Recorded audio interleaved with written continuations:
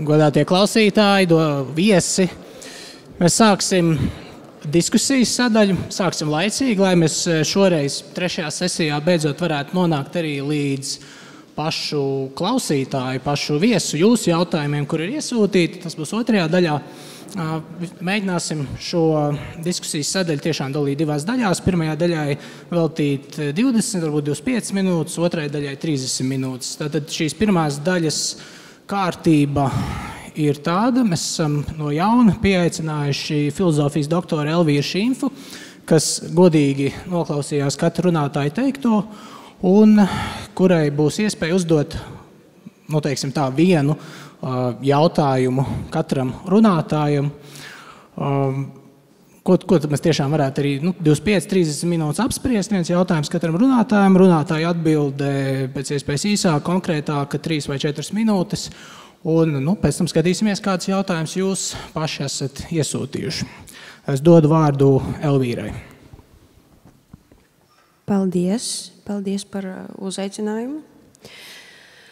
Tad es secīgi, laikam, pēc kārtas saskaņā runātāju kārtību uzdošu jautājumu. Tad pirmais ir Krišjānim jautājums par viņa referātu suverēnās valsts forma ārkārtas stāvokļu laikmetā.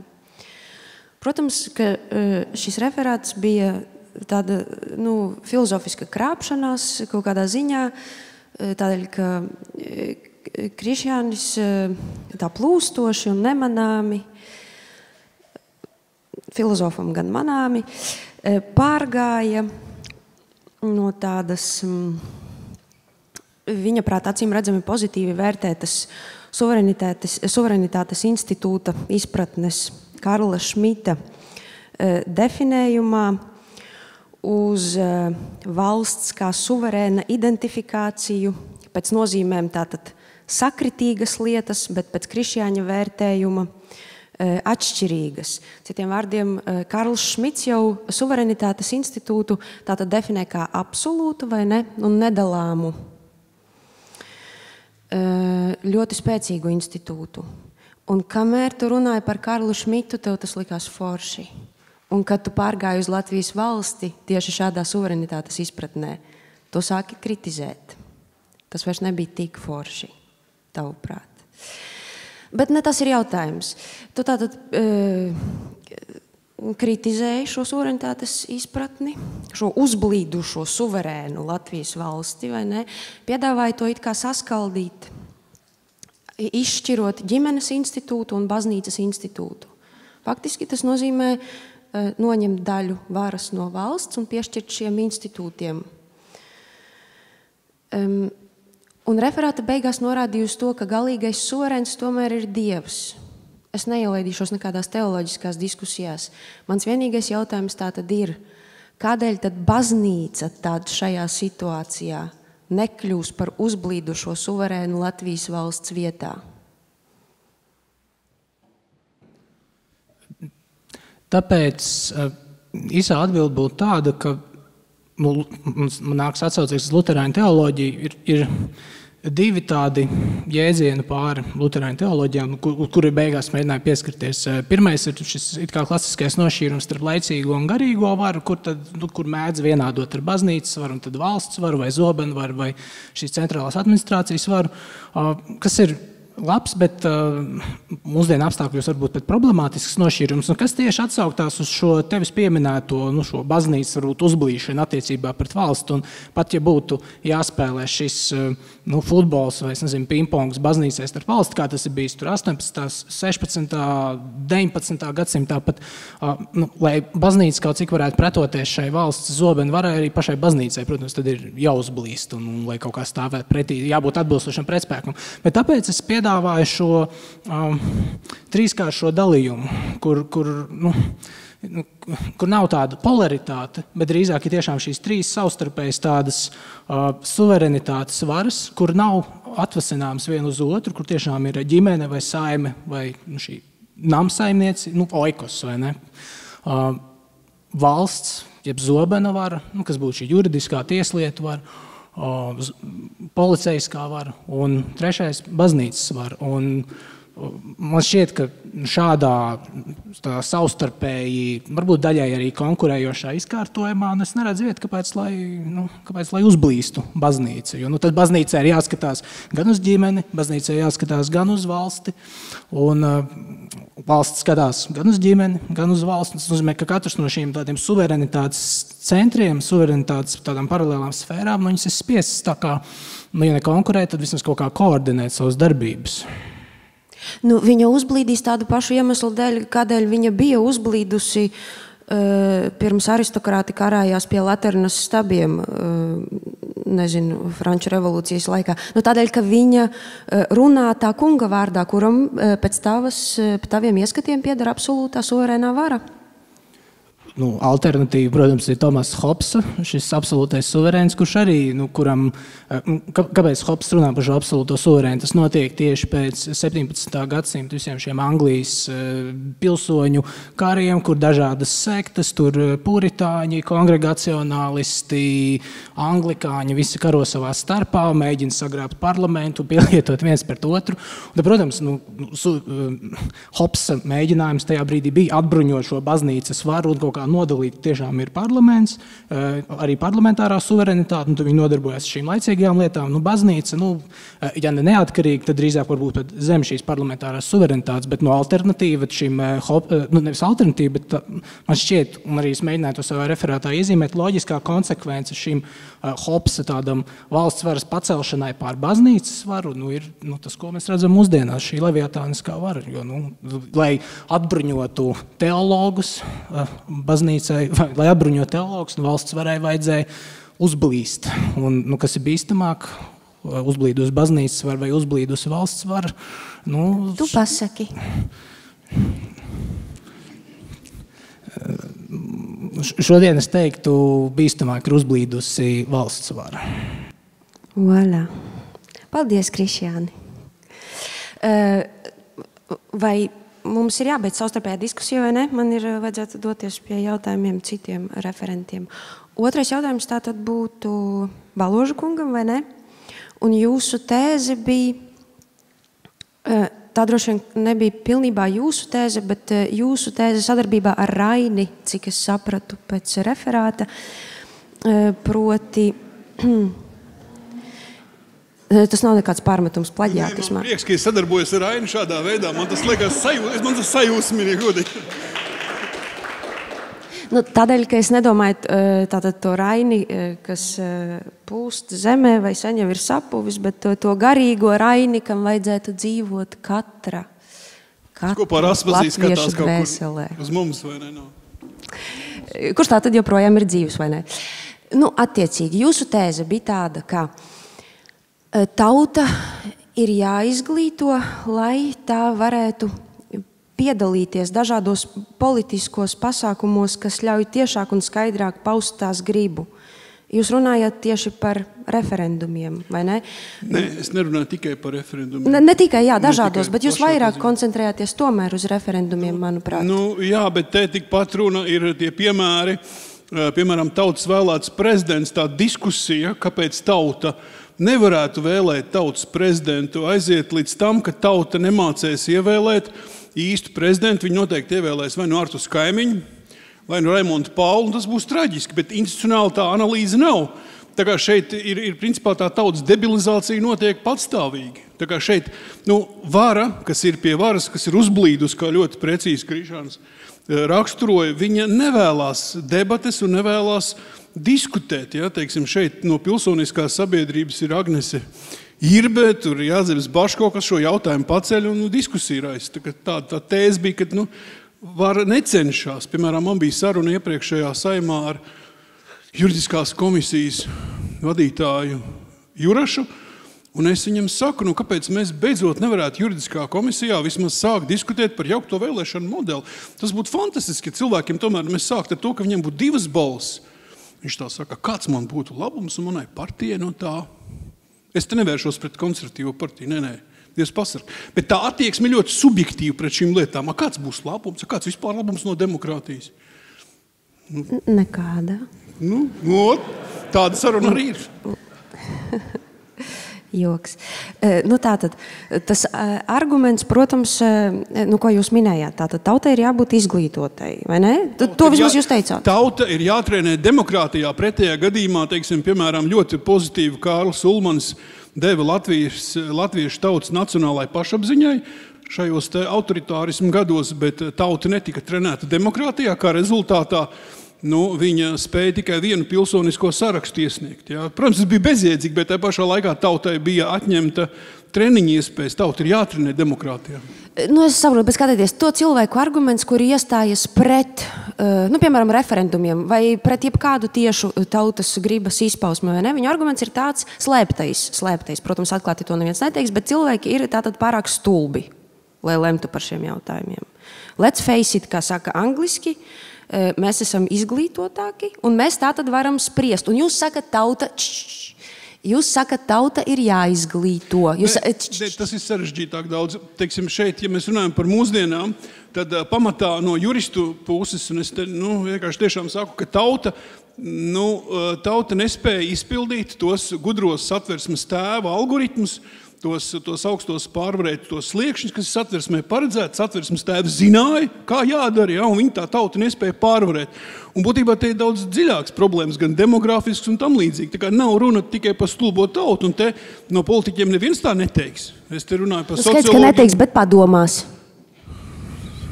Es labāk paklusēšu. Tiešām, vai ne? Drusciņi, tikai tik tālu, cik man vajag uzdot jautājumu. Un citiem vārdiem tātad arguments ir tāds, kāpēc neļauj tautai tieši paust savu viedokli. Tādēļ, ka viņi nezina tik labi kā tie, kuri lemj. Citiem vārdiem Saeima, kur attiecīgi pieņem, ka ir izglītotāka nekā cilvēki, tādēļ var lemt, vai ne? Tāds ir apsvērums.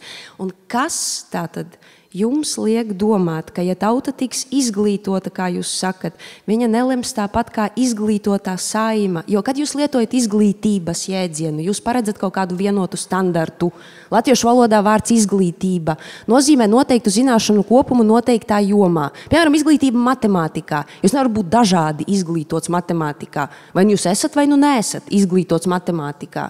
Un citiem vārdiem, ja Saeimas locekļi uzskata, ka viņi ir izglītoti politikā, izglītotāki nekā cilvēki, izglītojot cilvēkus, jūs dabūsiet tādus pašus lēmumus, kā Saeimas lēmumi, tikai papildus izdosiet naudu referendumiem. Jūs, principā, ļoti labi attaisnojat autoritārismu nepieciešamu Latvijā. Es domāju, ka autoritārismu tiešām nav iespējams. Pie pašreizējās Eiropas politiskās situācijas viņš nav iespējams. Ja tā paskatās, bet, protams, es domāju, ka tur jau pašā pamatā demokrātijas, tas liberālisms ir ielicis pamatā to tautas gribu, ja, bez demokrātiskās leģitimizācijas, faktiski nav nekas jau cits izdomāts. Tad mums jāatgriežās pie Levitāna, ja, kas zīmē to valdnieku uz savas tās pirmās grāmatas. Hobs Levitāns zīmē to briesmoni, ja, ķeizara formā, kurš sastāv no daudziem maziem cilvēciņiem, tā ir vara. Tad jāatgriežās pie monarhijas. Ja godīgi es domāju, monarhija diezgan optimāla sistēma, ne tik mazai nācijai kā mums varbūt. Ja. Tā kā šeit nav jau cits īstenībā izējas, bet es nedomāju, ka Saeima šajā gadījumā domā, ka viņi labāk zina. Jā, esmu dzirdējis. Tiešām? Tas stāsts ir par ko, kad... Viņiem maksā par to, ka viņi labāk zina, vai es kļūdos? Par ko viņiem maksā? Es negribu savu cinismā šajā diskusijā ieviest, bet ja mēs runājam par Saeimu, tad šobrīd arī ir mainījusies tā situācija, kā Saeimā, ievēl prezidentu. Ja, un tā situācija tāda, kad ir atklāti tiek vēlēti gan ģenerāla prokurors, gan visi pārējie. Un Latvija šai ziņā ļoti izdalās uz demokrātisko valstu fonu, piemēram, vienas balss pārsvaru, vēl Dominikānas republikā, vēl Bostvānā ievēl, nekur tā nav. Tur ir tur 2/3 ievēl atklāti, vispār nekur nav. Un ja mēs paskatāmies uz deputātu sejām, kad viņi vēl ģenerāla prokuroru, tur ir vienkārši aizver acu un nobalso, kā tev frakcijā liek, jo pēc tam var sanākt problēmas tev. Tā nav demokrātija pašā Saeimā, tā kā viņi arī nezina, kā labāk. Viņi klausa saviem frakciju vadītājiem, kur tālāk kur tālāk cenšas izprast, kā vēlētāji domā. Bet es kaut kā necentos piespiest jūs kaut kā atzīt, ka autoritārisms ir labāks kā demokrātija. Tas ir vai efektīvāks? Es drīzāk iebildu tam, ka jūs izmantojat izglītības jēdzienu, nevis, piemēram, vērtību jēdzienu. Tas, kas varētu likt cilvēkiem pieņemt citādākus lēmumus. Tā visdrīzāk tas nav izglītības jautājums. Mēs nerunājam pretī viens otram. Vienkārši cilvēkiem tas viss jautājums, kas saistās ar tautas suverenitāti izpausmi, rezumējos uz vienreiz 4 gados, viņam jāiet pie urnām. Tad tas, ko es saku, manuprāt, tad varētu būt arī jauktais vēlēšana modelis, kad būs 2 balsis, tad varētu vēlēt pašvaldības vadītāji, kā piemēram Lietuvā, ir tas mainīt to varu arī, tas mainīt to situāciju, kāda ir šobrīd. Teiksim, jo, piemēram, visam savādāk ir, kā Francijā ievēl pašvaldību vadītāji, un tad ievēl tos pārējos deputātus. Ja? Pie mums šobrīd tas priekšlikums, kas rītdien Saeimā tiek izskatīts, ir vēl pašvaldību vadītājiem paredzēt to, ka viņiem būtu jābūt pielaidēm. Faktiski mēs ejam uz autoritārismu virzienu. Ja? Faktiski mēs kontrolēsim pašvaldību vadītājus. Tur kaut kāda Elksniņa Bartaševidas dēļ tagad visiem, ieskaitot Helmanu, būs jākārto pielaides, ja? kas ir absurds. Ja? Tā kā šeit mēs speram arī Saeimā soli uz autoritārismu virzienu, uz lielāku kontroli, kas nav demokrātiska, ja? Un mūsu valsts spējas kontrolēt gan specdienestus, gan policiju, visai ierobežots ir kā tādas. Tā kā šeit es redzu, faktiski demokrātijas ziņā mēs ejam tojamies tam skaistajam brīdim, ko jūs burvīgi aprakstījāt. Ja? Labi, paldies. Es gan gribētu jums uzdot jautājumus, bet nav laika tagad. Man jāpāriet pie 3. runātāja, pie Ikstena kunga. Un tātad jūsu tēze bija tāda, ka pastāv, kā jūs formulējāt, aprēķina laulības starp politiskajām partijām. Un šajā brīdī es atkal īsti nesapratu, vai runa bija tieši par Latvijas politiskajām partijām vai politiskajām partijām vispār un suverenitāti. Tas ir tikai precizējošs jautājums, jo patiesībā... Gan, vai ne? Labi, tad jautājums kopumā būtu tāds par šīm aprēķina laulībām ar suverenitāti. Suverenitāti jūs lietojāt tajā, ko es gribētu saukt par autonomijas nozīmi, proti suverenitāti kā ārēju neatkarību un patstāvību ārējās attiecībās, vai ne? Lūk, un mans jautājums tātad ir... Vai tas, ka politiskajām partijām ir šīs problemātiskās attiecības ar suverenitāti, vai tas nozīmē, ka suverenitāte īsti šajā autonomijas izpratnē īsti nav vērtība nevienā no lielajām ideoloģijām, kuras šīs partijas it kā pārstāv? Attiecīgi liberālisms, konservatīvisms vai sociālisms? Sociālismā droši vien mēs īpaši nebrīnamies par to, ka tā nav liela vērtība vai ne. Bet tātad vai tā nav vērtība ideoloģijās, jeb arī partijas, politiskās partijas, un īpaši mūsu politiskās partijas nav īpaši ideoloģiskas? Vai viņām ir problēmas ar ideoloģiju kā tādu, kuras viņas it kā sakās pārstāvam, bet patiesībā galīgi nemaz nepārstāv? Tie ir 2 dažādi jautājumi. Tātad viens ir par to, vai mūsu partijas, vai cik lielā mērā tās ir ideoloģiskas. Es teiktu, viņas droši vien ir mazāk ideoloģiskas nekā vairāk ideoloģiskas. Tās savu atbalstu vairumā gadījumu primāri gūst, mobilizē dēļ personībām, līderiem, kuri tad, tā teikt, faktiski pulcē ap sevi tādu savu sekotāju bariņu, kas tad arī dodas vēlēšanās un nobalso par vienu vai citu partiju. Bet, kas attiecas uz otro jautājumu par tātad suverenitāti kā vērtību, tādu ideoloģisku vērtību, tad īsa atbilde ir jā. Suverenitāte nav tāda pamatvērtība manuprāt, nevienām no lielajām ideoloģijām, izņemot, un te mēs varētu droši vien uzsākt diskusiju par to, vai nacionālisms ir vai nav politiska ideoloģija, bet ja mēs tomēr piekrītam, ka tas ir ideoloģija, tad vienīgi nacionālismā tur varētu būt runa par to, ka šī suverenitāte ir viena no tām kodolvērtībām. Bet ja tomēr nav divi dažādi jautājumi, kā jūs sakat, jo jūs jau sākumā atbildējāt uz manu precizējošo jautājumu, vai runa ir par Latvijas partijām vai partijām vispār. Jūs teicāt, ka jūsu tēze attiec uz partijām vispār, vai ne? Kas tātad nozīmē, ka neviena partija tad īsti nav ideoloģiska, ne tikai Latvijas partijas, bet attiecīgi arī citu valstu partijas. Tātad, ja tas jautājums par partiju ideoloģiskumu ir jautājums ne tikai par Latviju, bet vispār, tātad arī ārpus Latvijas, tad man ir jāprecizē jautājums. Ja? Jā. Tur tad tā situācija drusku atšķiras. Es teiktu, ka vienā daļā gadījumu joprojām ideoloģija ir nozīme, bet arī Eiropā, citviet Eiropā, tā skaitā tā saucamajās attīstītajās demokrātijās, arī tur šī politikas personalizācijas, vēlēšana personalizācijas tendence ir labi saskatām, un arī tur līderiem ir daudz lielāka nozīme. Tas nav tā kā varbūt pirms 80 gadiem, kad jokoja, ka leiboristi var savā sarakstā iekļaut, piemēram, Ziloni, un tur cilvēki vienalga nobalsos par viņu, tāpēc, ka tas ir partijas virzīts kandidāts. Tāda situācija, protams, kas ilustrē šo vēlētāju lojalitāti pret partiju, tā skaitā ideoloģiski motivēta lojalitāte. Tik spēcīgi tā vairs nav. Jūsuprāt, galvenais iemesls deideoloģizācijai, nosauksim to tā, ir personības faktora, kaut kāda, aktivizēšanās?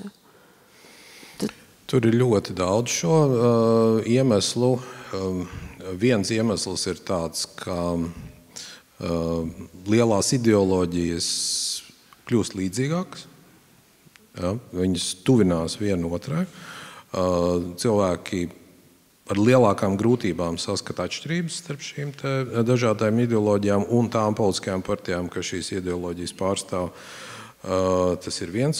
Tajā brīdī, kad viņiem ir jāizdara kaut kāda izvēle, pilsoņu pienākumu vadīt vai kā tam līdzīgi, tad ideoloģija vairs nespēlē to bākuguns funkciju vai bākuguns lomu tik izteikti, kā tas ir bijis agrāk. Tas ir viens. Otrs, tur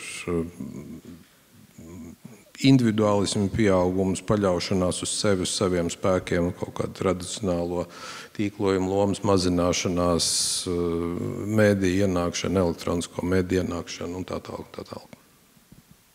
Paldies. Par to arī varētu daudz runāt, jo skaidrs, manuprāt, tā tēma, sevišķi Latvijā, par partiju attiecībām ar ideoloģiju ir īpaši tāda auglīga un interesanta tēma.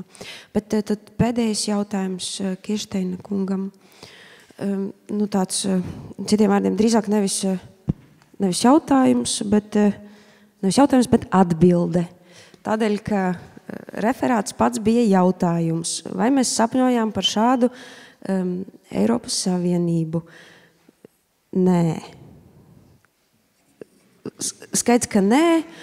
Un arī nevis tāpēc, ka man īpaši nepatiktu Eiropas Savienība,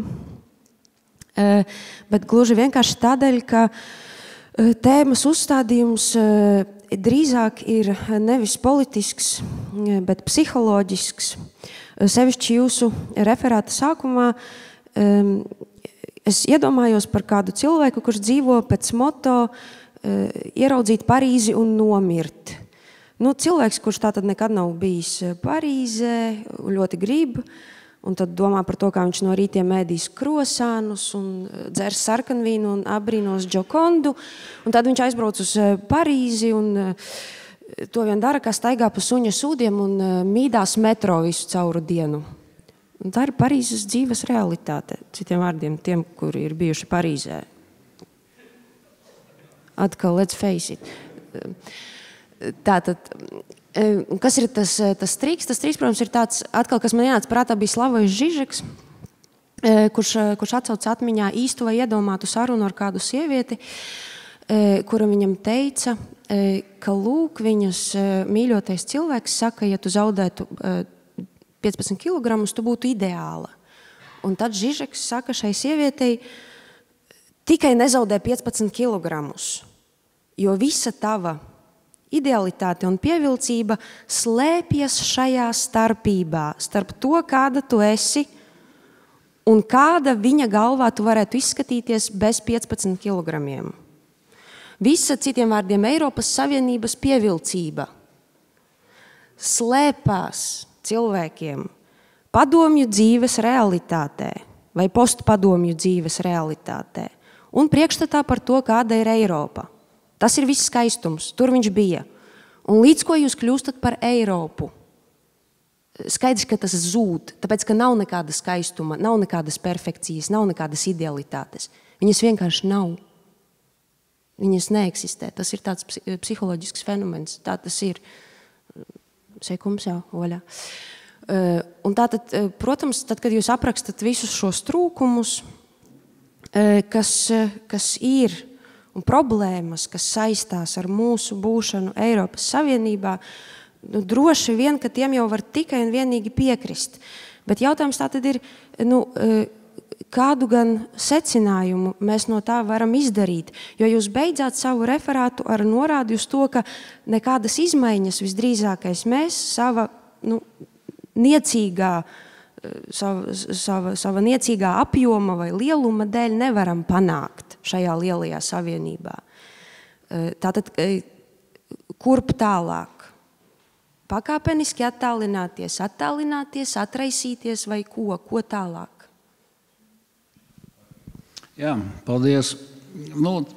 Laika trūkuma dēļ tā bija puse no tā, teiksim, tas otrs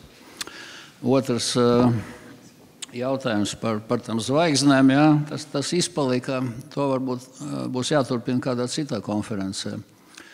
Bet ko tālāk atbildi ļoti vienkārši. Man palaimējās kaut kādā veidā 2004. gadā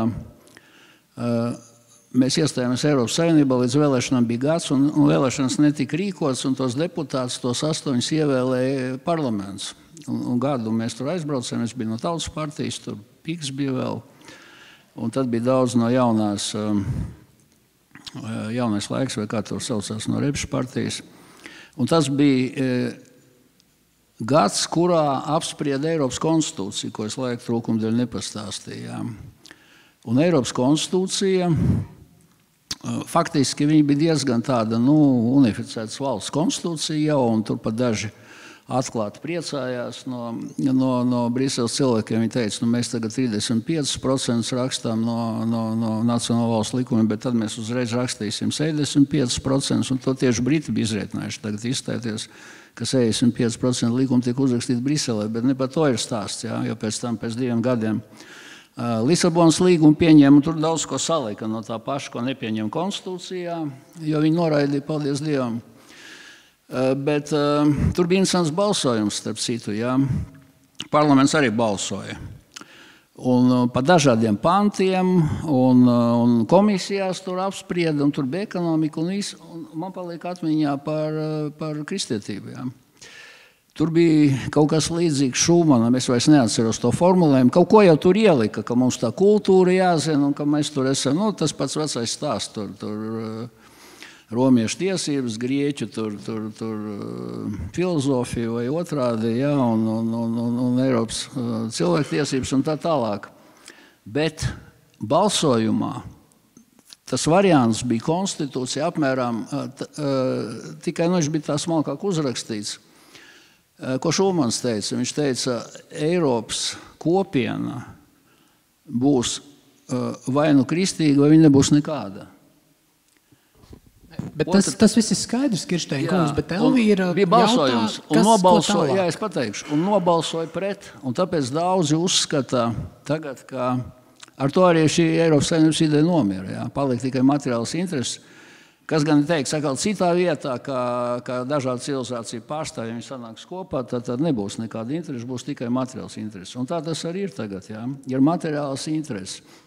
Un te bija jautājums, tas arī sasaucās ar to, ko Krišāniem jautāja par kāpēc baznīca nav pārņēmusi. Un te es gribētu tad varbūt uz Einsteinu atsaukties. Viņam prasīja, vai viņš tic Dievam, viņš teica, loģiski, kā es kā zinātnieks saprotu, ka tādu visumu var izveidot tikai radītājs, bet es arī zinu, kā fiziķis, ka viņš neinteresējas ne par ko, kas ir mazāks par galaktiku. Jā.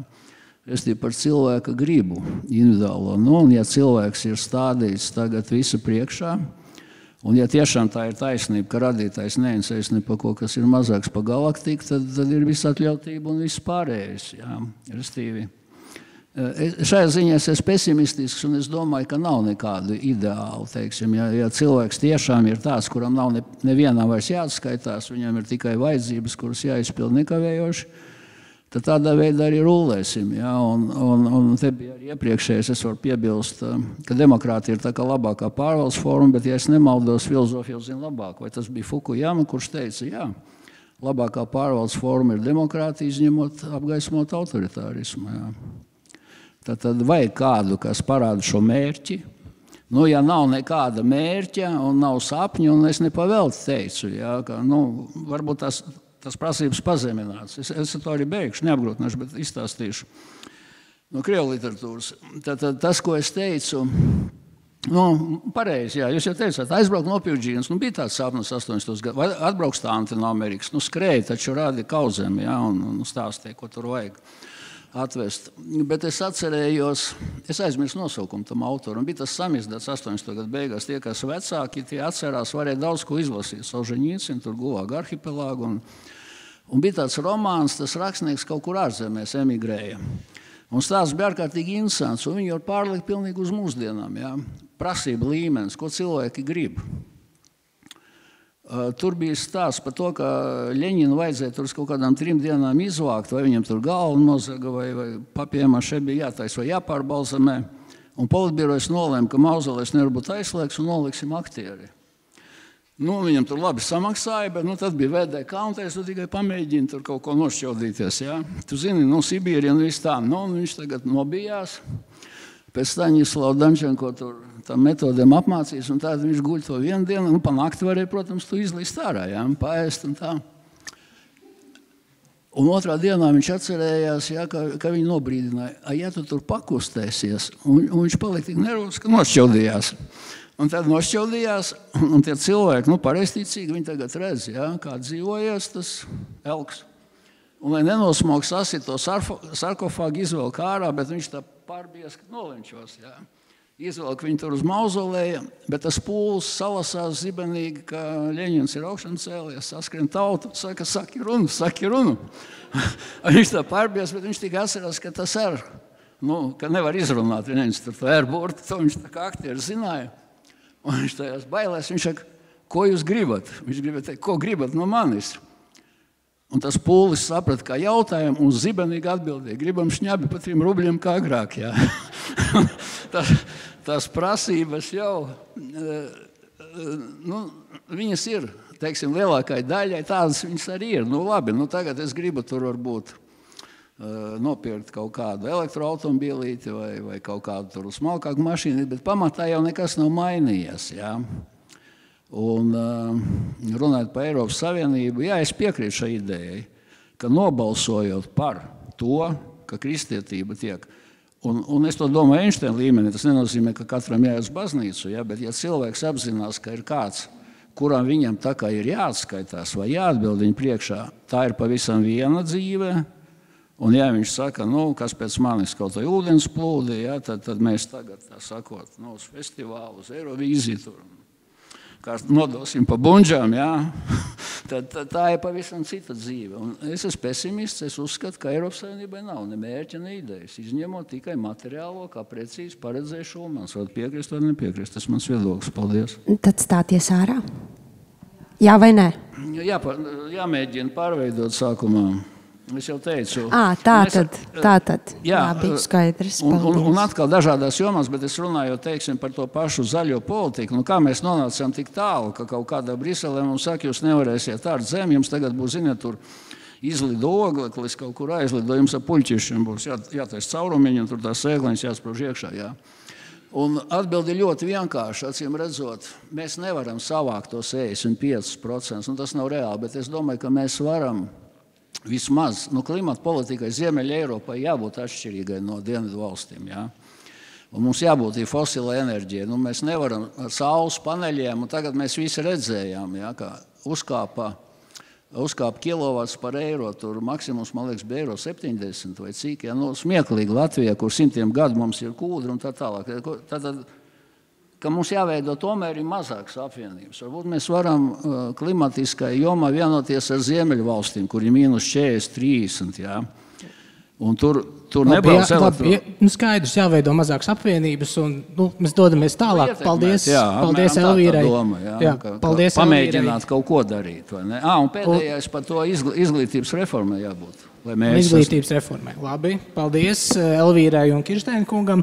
Mēs pārskrienam ātri pie 3 vai 4 jūsu viesu klausītāju jautājumiem. Un, varbūt tas ir zīmīgi vai kaut kādā ziņā interesanti, ka domājot par Eiropas Savienību, tās divas tādas reakcijas parādījās bezmaz vai joki, kā Brežņeva laikos, vai baznīca un reliģiskās tēmas, kas ļoti interesanti. Un, lūk, es nezinu, vai man te rāda to pašu, ko rāda lielajā ekrānā, bet jautājums, kas dabūjas vislielāko balsu skaitu, ir, un jūs man palabojiet, ja ir citādāk, cik suverēna ir baznīca, kura politkorekti kultūra marksisti ietekmē uzņemas svētīt viendzimumu laulības? Un, ja nav, tad kam to atdevusi? Jā, es pieņemu, ka tas ir jautājums man. Cik suverēna ka tas ir jautājums man īsumā. Baznīcai pirmkārt jāsaprot, ka baznīca arī vajadzētu sākt uztvert kā juridisku vienību. Ir labi raksti, kur pa katoļu baznīcu runā un raksta no kanonisko tiesību viedokļa, bet to pašu var runāt arī pa luterāņu, kalvinistu un citu veidu baznīcām. Tie ir juridiski veidojumi, kurus tomēr iekšēji regulē kādas normas, savi atskaites punkti, savi likumi, katoļu baznīcā kanoniskās tiesības, arī atsevišķās luterāņu, protestantu baznīcās tas pats. Un gal galā, kas ir tas augstākais spēks, augstākā norma dotā baznīcā? Katoļu baznīcā tas būtu dievvvārds, tradīcija, maģistērijas, svētais krēsls, luterāņiem varbūt tas būtu vienkārši dievvvārds, bet skaidrs, baznīca, un īsi atbildot šo jautājumu, ja nav, tad kam to atdevusi? Ja baznīca savu augstākās normas vietā liek laikmeta garu, nevis svēto garu, tad baznīca zaudē savu suverenitāti, un tad, protams, baznīca nevar darboties kā pretspēks laicīgajai varai. Bet ja baznīca tiešām klausa svēto garu, kas tos savu skaidrāko formu saskaņā ar mācību, saskaņā ar dogmu iegūst un iemanto svētajos rakstos, tad baznīcai principā vajadzētu darboties suverēni, bet ar nosacījumu, ka baznīca klausa svēto garu, kā tas ir atklāts svētajos rakstos. Tas ir īsumā no manis, un tāda baznīca var būt suverēna, un tikai tāda baznīca var stāvēt pretī valsts varai. Nākamais jautājums. Vai var likt vienlīdzības zīmes starp suverenitāti un spēju uzņemties atbildību? Vai var likt vienlīdzības zīmes starp suverenitāti un spēju uzņemties atbildību? Tas tāds filozofisks jautājums, bet cilvēki par to nobalsojuši. Suverenitāte un atbildība. Suverenitāte kā tāda, ja mēs formulējam arī juridiskās kategorijās, tā ir kompetence par kompetencēm, tad jau ir pēc būtības atbildība. Ja mēs runājam par iekšēju suverenitāti, bet ārēji tas pats ir, valsts ir atbildīga. Es tur neredzu iespēju atbildēt, tas ir jābūt atbildībai.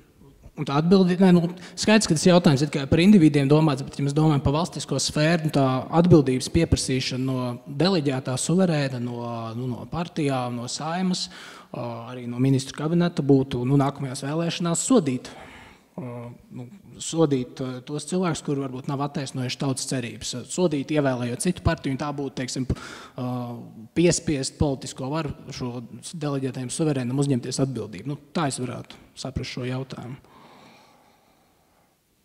Ikstenkungs par atbildību un suverenitāti varbūt. Īsā pirmā reakcija ir tāda, ka tās droši vien būs šķirtas lietas. Un tur arī jautājums ir, tātad šī spēja uzņemties atbildību, tas ir kādā līmenī, vai te mēs runājam par individu līmeni, vai te mēs runājam par kaut kādu institūciju līmeni. Es tagad tā ātrumā domāju, vai ar šo jautājumu var sasiet kopā šīs dienas aktualitāti par pasēm, par pasu cenu, kur tur faktiski, pēc manas izpratnes tur, kādam tomēr tajā, es nezinu, kurās karātavās, bet vienās karātavās tur noteikti būtu jākarājas. Bet tur tam jautājumam tiešām ir dziļa loģika. Es jau domāju, tas pats jautājums. Es minēju arī Ikstenkungs par Krišjānu Kariņu to paziņojumu, ka mums vajadzētu atteikties no vienbalsīguma.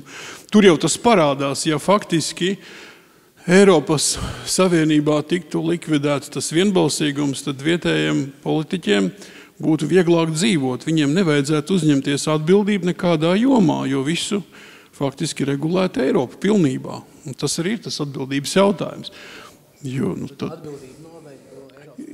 Precīzi tiek novēlta atbildība, un tā būtu vieglāk. Un tā ir tendence, kas jaušās. Nākamais jautājums. Tur tādi strīdi. Krišānim Lācim varbūt uz brīdi izlaidīšu par suverenitāti kā pilsoņu karu. Ļoti interesants jautājums, bet varbūt tāds žurnālistiskāks jautājums. Īsumā uzmodelējiet, kāda būtu ideālā konservatīvā partija, par kuru balsot Eiropas parlamenta vēlēšanās, vai var arī tieši no suverenitātes aspektiem. Ideāla konservatīva partija, par kuru balsot Eiropas parlamenta vēlēšanās. Drīkst sākt. Man ir ļoti īsa atbilde. Ideāla un tāda, par kuru balsotu, nesakrīt. Ciem vārdiem, ja jūs gribat, lai par viņu balso, viņa nebūs ideāla. Ja jūs gribat, lai par viņu balso, viņai ir jābūt viltīgai.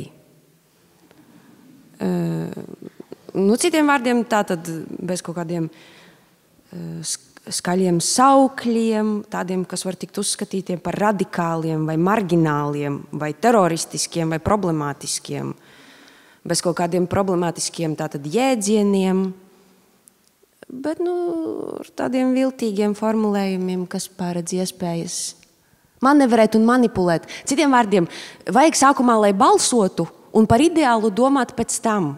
Tā ir normāla politiska stratēģija, manuprāt.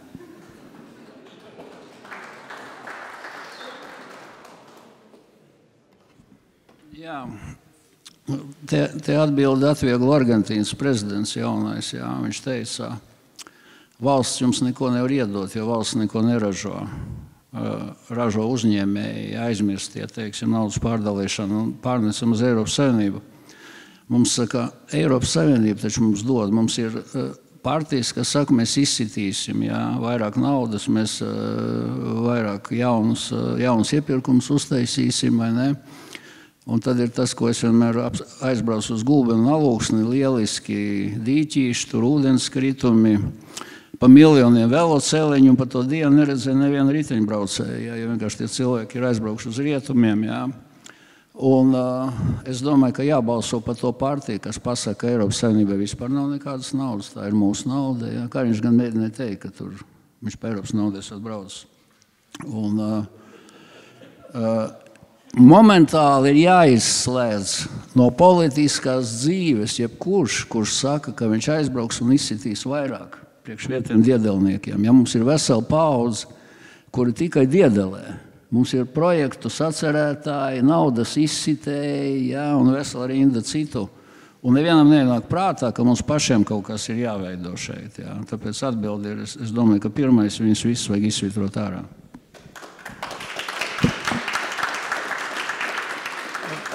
Man iepriekš pauzē austiņā pačukstēja tādi interesanti jautājumi, kas būtu primāri adresēts Baloža kungam, bet es domāju, tas ir visiem klausītājiem. Protams, ir jautājums par, ja ne par Latvijas politisko kultūru, bet par politisko ideoloģiju, politisko teoriju kā tādu. Un tas jautājums bija tāds, pieņemsim, suverenitāte izpaužās dažādās šajās institūcijās, referendums ir tāda iespēja, Satversmes tiesā ir iespēja, teiksim, deliģētas funkcijas, apstrīdēt kaut kādas lēmumus, un tad mēs redzam, ka no Latvijas balsotājiem elektorātā ir dažādas reakcijas pret dažādām no šīm institūcijām. Teiksim, viena balsotāja daļa atkarībā no situācijas būtu par referendumiem, cita balsotāja daļa atkal būtu pret, un tad mēs atceramies, pa Krievu, pa valodas lietām, tur referendums nevajag, bet, ja vajag balsot pret LGBT, tam mums vajag referendumu. Un tas pats, to pašu mēs varam pārnest arī uz Satversmes tiesu kā institūciju.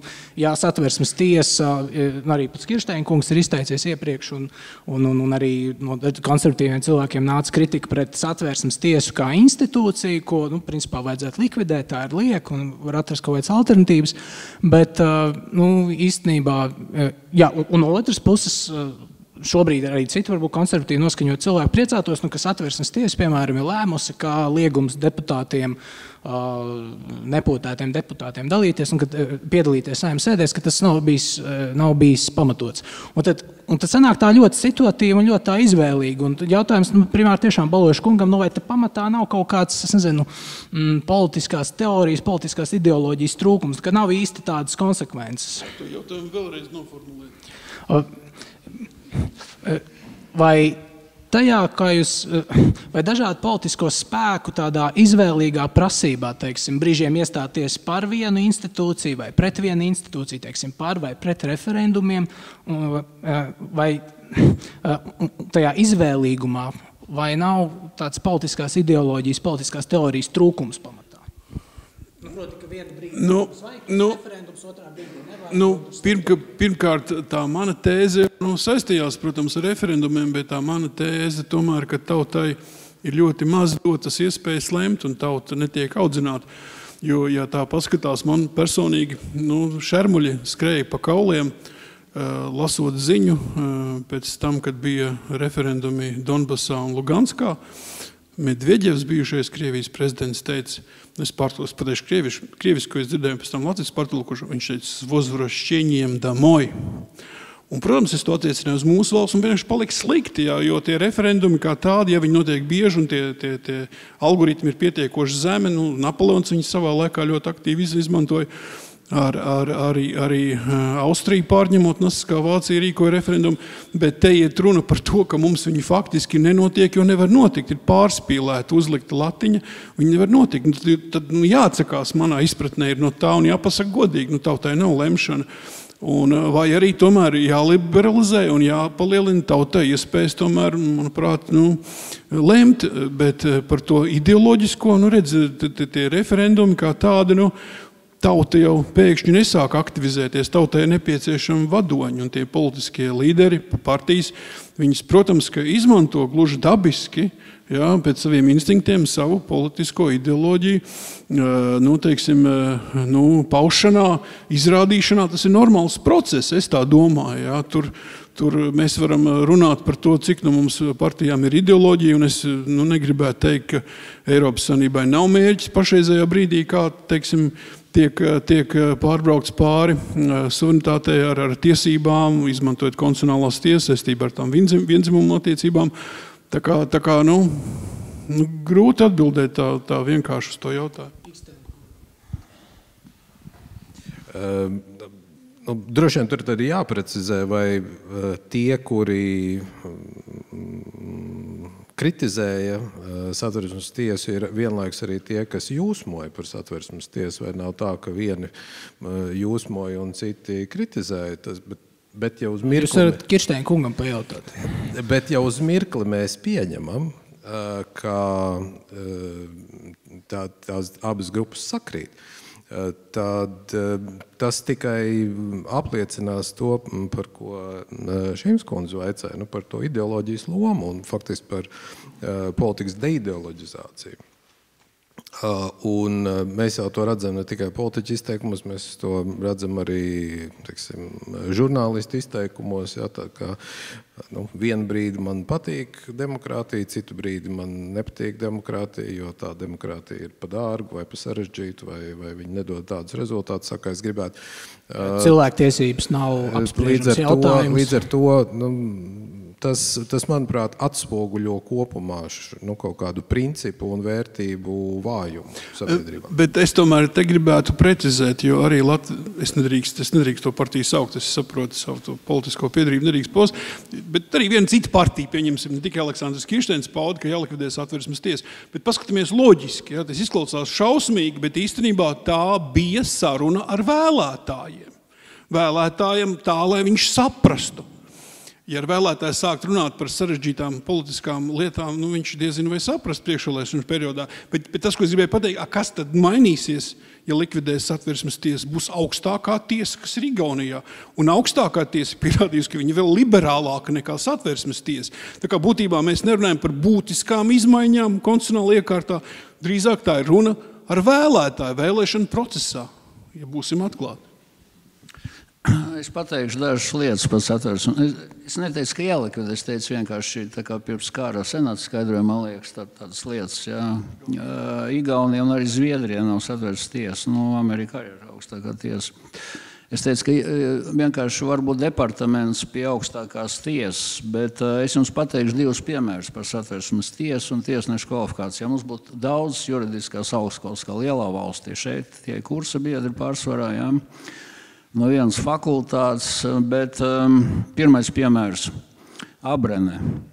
Bija milzīgs spiediens tajā reizē no Vairsvītas Freibergas, ka tas likums ir jāpieņem, jāparaksta līgums, jo Eiropas Savienība bija pateikusi, ka bezvīzu režīms ar Krieviju un daudziem tur bērni mācījās Londonā, oligarhiem un tā tālāk. Jā, varbūt tikai tādā gadījumā noslēdz ar Baltijas valstīm šos Krieviņš bija vairāk vajadzīgs.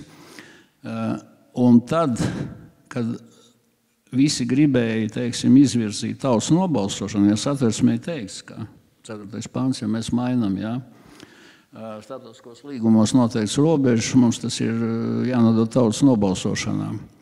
Tad Satversmes tiesa, kuru vadīja, zināms tagad, deputāts viens no Zemnieku savienības, pareizi, viens Zemnieku savienībā, jā? Es domāju, ka tas debesīs, tas vadītājs ir Enziņš. Nē. Tad, kad Satversmes tiesai bija jāskatās, tad... Nē, Kūtris tas bija.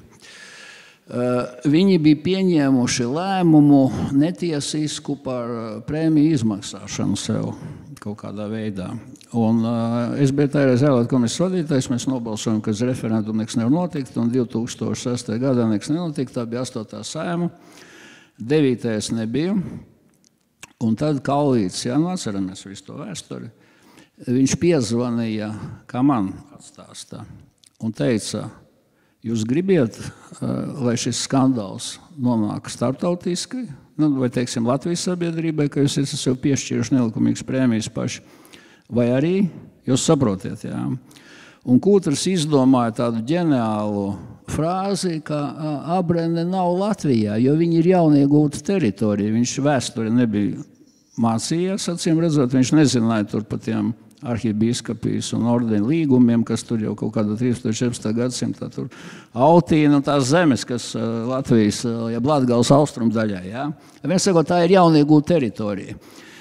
Pat aizmirstot to, ka pēc 20. gada, kad tika parakstīts ar miera līgums jau ar Krieviju, kur ierakstīja, ka viņi atzīst, tā sakot, mūžīgos laikos, jā, un tā tālāk, vai ne? Un tika par to nobalsots. Un tikai viena krūma ierakstīja, kas tagad, diemžēl, vairs nav šajā saulē, ka viņa nepiekrīt, ka tas ir muļķīgs spriedums. Tas ir viens otrs.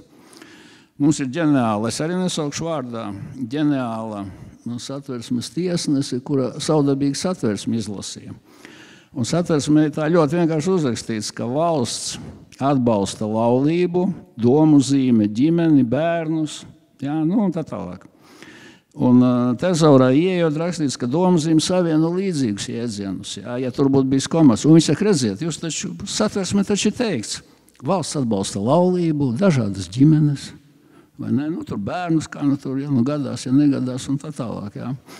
Nu, tad kāda cieņa var būt pret Satversmi, kur ir tikpat politizēta kā jebkura politiskā partija, un tad kāpēc ir vajadzīgas divas administrācijas, divas ēkas, ja to var tāpat kā Igaunija. Un Zviedrija vienkārši, teiksim, Satversmes tiesību departaments vai nodaļa, vai kā tas ir pie augstākās tiesas, vienkārši tas sadarbinājums. Es nekad nebiju pretestējis, ka tam ir jābūt, bet nav vajadzīgs divi šādi. Un tādā veidā varētu nomainīt varbūt to sistēmu, jo redziet, augstākai tiesai ir jābūt tiesnesim. Satversmes tiesā var būt arī, teiksim, zinātnieks, kurš vispār nekad tiesā nav strādājis, viņš ir kaut kāds speciālists citos jautājumos. Ja tas mans viedoklis tikai. Es vēl gribētu piebilst, tiešām tā ir taisnība. Man grūti runāt par tiem kolēģiem individuāli, jo es viņiem visiem vienā stāvā strādāju. Mēs esam dažādās komisijās, tie ir juristi kolēģi. Bet stāsts ir par ko, kad, ja sākumā, kad tika izveidota Satversmes tiesa 1998. gadā, Edziņš, pirmais tās vadītājs, runā, ka tiesnešus jāvērtē ir pēc profesionalitātes un nevis pēc viņu domāšanas, filozofiskās pārliecības. Tad es teikšu tā, ka būtībā mēs atgriežamies pie tā paša Amerikas varianta, ka tomēr mums tiesnešus izvērtējot ir jāvērtē, viņi ir konservatīvi vai liberāli. Jo būtībā, ja mēs tā paskatāmies, mums ir 7 tiesneši, viņi pieņem ar vienkāršu balsu vairākumu, Vācijā ir 9, tur pieņem ar 2/3 daļām. Ja? Un tie jautājumi ir gana nopietni, un lielā mērā atkarīgi, kā tie tiesneši individuāli redz to pasauli. Ja? Un tas piemērs par 110. pantu, interpretācija tas tāds reāls paraugs. Tā kā, ja runājam par tām 2 ēkām, tur dažādi var būt. Var arī būt viena augstākā tiesa un tā. Bet, ja mēs runājam par tiesnešiem, kas strādā Satversmes tiesā, tad būtībā es domāju, ka pamazām tas process ir sācies, un mēs valstī, Saeimai ir jāvērtē viņi no tā, kāda filozofiskā pārliecība viņiem ir. Īsais noslēdzošais tāds jautājums, lai sapludinātu jautājumu, kas ir Krišānim Lācim uzdots par pilsoņu karu kā tautas suverenitātes izpausmi. Es gribētu šo jautājumu nedaudz tā pārformulēt un nedaudz tā provokatīvi pārveidot. Un tas jautājums visiem klātesošiem viesiem, bet arī runātājiem. Vai ir tāds referenduma veids, vai drīzāk tāds referendumā uzdots jautājums, un tad referendums tiešām šis augstākā tautas suverenitātes izpausmē, tiešās demokrātijas forma un tam līdzīgi, vai jūs varētu iedomāties tādu referendumā uzdot jautājumu, par ko principā nedrīkstētu nobalsot? Un tad mēs varam iedomāties daudz ko. No konservatīvas pozīcijas skatpunkta Īrijā bija jautājums par referendumā uzdots jautājums par aborttiesību paplašināšanu. Tur tas principā nozīmē tautas vairākums nobalsoja par šo nedzimušu bērnu, es nezinu, kā to nosaukt, abortēšanu, likvidēšanu. Bet tas tikai viens tāds piemērs. Varam iedomāties arī tādu hipotētisku scenārijas nacistiskajā Vācijā. Tiek sasaukts tautas referendums, kurā aicina nobalsot par, piemēram, ebreju cilvēku sodīšanu, represiju, ekspropriāciju un tam līdzīgi. Atkal varam iedomāties sociālistiskas republikas, kur tautas referendums atņemsim bagātajiem visu un pārdalīsim pārējiem. Proti, vai ir kaut kādas robežas un kādas jautājumiem, kurus suverēnam varētu adresēt referendumā un kā varētu regulēt šo?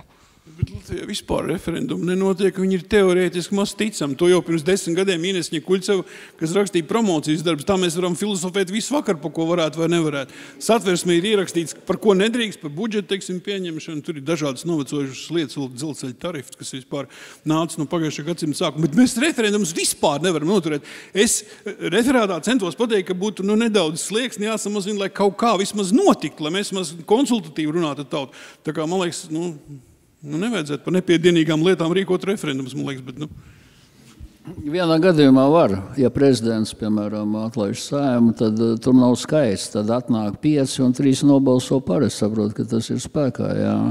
Ja tauta grib parakstīties, tad vēl starp citu ir jāatnāk 2/3 jānobalso no iepriekšējiem vēlētājiem. Tas būtu kaut kādi 450 vai 500 tūkstoši pat, ja tagad savāktu. Ja? Bet vienkārši viena piezīme par referendumiem. Mans viedoklis ir divas pārvaldes formas, ja tad mēs runājam par demokrātiju. Otra ir tā saucamā, par ko daudz nerunā, korporatīvisms kā tāds. Ja? Tas ir tā kā Singapūrā bija, teiksim, korporatīva pārvalde, tā bija Erhardam un Adenaueram, ja? Kad speciālisti politiski nolēmi, bet ja politiķi ir ļoti šaura grupa, teiksim, valdošā frakcija, varbūt parlaments, bet viņi nejaucās. Un valdība un šos jautājumus risina korporatīvi labākie speciālisti, un kaut ko, man liekas, Ulmans gribēja ar tām kamerām, jo tur tā kā labākos vajadzēja. Tā ideja jau bija atlasīt, teiksim, no lauksaimniecības kameras, no tirdzniecības tos veiksmīgākos, kur varētu vadīt bankas un kaut ko darīt, jā. Un, vācu laikā, teiksim, tā ideja tā, tika drusiņi sakompromitēt, tas korporatīvisms, jo visveiksmīgākais piemērs bija Salazars, kurš bija finanses ministrs 30. gadu ekonomiskajā krīzē, kur Portugāla bija vienīgā valsts, kas ar pieaugumu izgāja no šīs krīzes, tikai pateicoties vienam cilvēkam, kas regulē finanses. Jā. Bet tas ir cits jautājums, un tāpēc es domāju, Latvijā nevar balsot noteikti pa valodu. Ja? Mēs, starp citu, arī bijām daži, kas teica, ka tas ir pazemojuši, ka savā zemē mums ir jābalso. Tad bija 50,000, ja? un bija savākuši tie Krievu vēlētāji un taisīt referendumu savā zemē. Tad jau varētu arī taisīt tādā pašā veidā referendumu, teiksim, vai Latvijas ir cilvēks, vai vispār viņš nav jāizsūta kaut kur uz... Jaunatlieši taču gribēja, vai ne, zemi, tur uz Altai, tur taču zemes vairāk kā vajag, vai kaut ko tādu. Ja? Tāpēc tie ir jautājumi par neatkarību un par teiksim, tādi, kā viņi sauc, kas ir nāvējoši tautas pastāvēšana, tie nevar būt. Jā, te jau Kiršteinkungs izņēma vārdus no mutes, es jau domāju, es varēšu tā skaisti iespraukties, bet viņš paspēja pirmais. Jā, tātad tie faktiski ir valsts pastāvēšanas pamati. Jā, un tas nav runa tikai par fiziskām robežām, bet arī par mērķiem valsts, šīs Latvijas valsts misiju un tādām lietām. Bet riskējot šito visu kaut kā aizlaist nelielā sānceļā, es teiktu, ka es tur tā nemaz tik ļoti neaizrautos ar referendumiem. Nevis tāpēc, ka tauta ir, kāda viņa tur bija, ja, bet tāpēc, ka referendumā ir ļoti grūti kaulēties un nonākt pie kompromisa, ko Saeima savukārt dara, vai Saeimā droši vien dara katru nedēļu. Tas, diemžēl, referendumos iet secen. Tāpēc,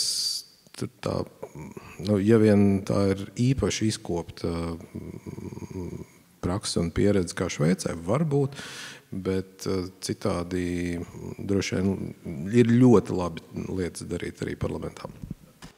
Un Elvīra, noslēdzot, ko tu domā par referendumu? Noslēdzot, es jau vispār gribētu arī problematizēt to apsvērumu, ka fundamentālus jautājumus nevarētu ļaut cilvēkiem izlemt.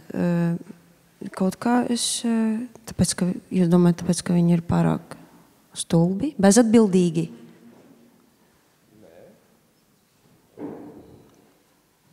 Vienkārši spēle parasti notiek kaut kādos noteikumos. Ir kaut kāda, teiksim, tur, laukums un kaut kas tāds. Ja mēs gribam pilnīgi to visu tā... Pašlikvidēties, tad jā, vienkārši man nešķiet, ka būtu laiks vēl pašlikvidēties. Par pašlikvidāciju lemt tā tad ne. Labi, bet tas nebija tas, ko man vienkārši ieinteresēja šis apsvērums. Atkal tas daudz ko pasaka par mūsu uzticību latviešu tautai. Bet nē, manuprāt,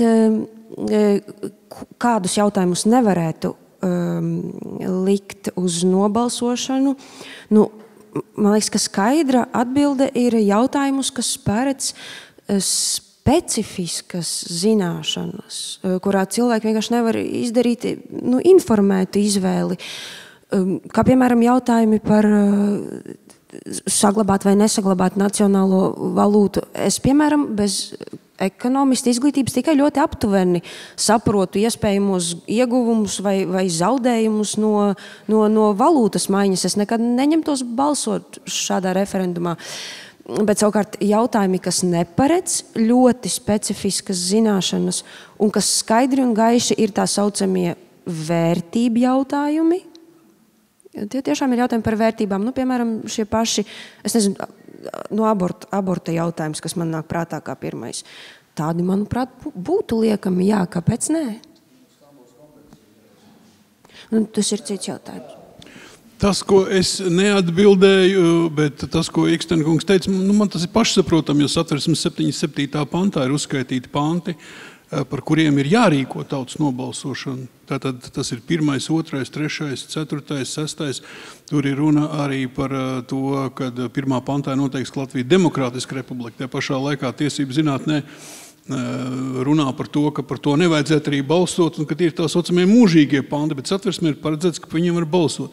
Būtībā, ja mēs runājam par demokrātijas pašdemontāžu, es domāju, ka Centrālā vēlēšana komisija tādu jautājumu nemaz neliktu uz balsojumu, nonākot pie tāda teorētiska secinājuma, ka tas būtu pretēji Satversmes garam. Bet tie jautājumi ir visdažādākie, par ko varētu balsot. Tikai mūsu valstī balsot par to nevarēs, jo referendums sarīkot nav iespējams. Paldies visiem runātājiem, paldies par atbildi, paldies par diskusiju. Ar to mēs noslēdzam šodienas demus.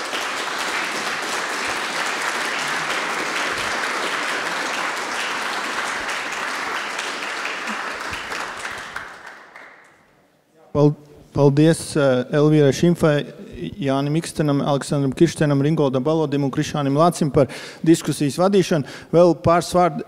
Paldies Rīgas Latviešu biedrībai par uzņemšanu. Mūs cerams, ka uzņemsiet vēl, neskatoties to, ka bišķiņ pārtērējam laiku šodien. Un paldies visiem, ka atnācāt, un cerams, ka tiksimies pēc mēneša. Nākamā sesija visdrīzāk 6. februārī. Tēmu vēl precizēsim. Paldies!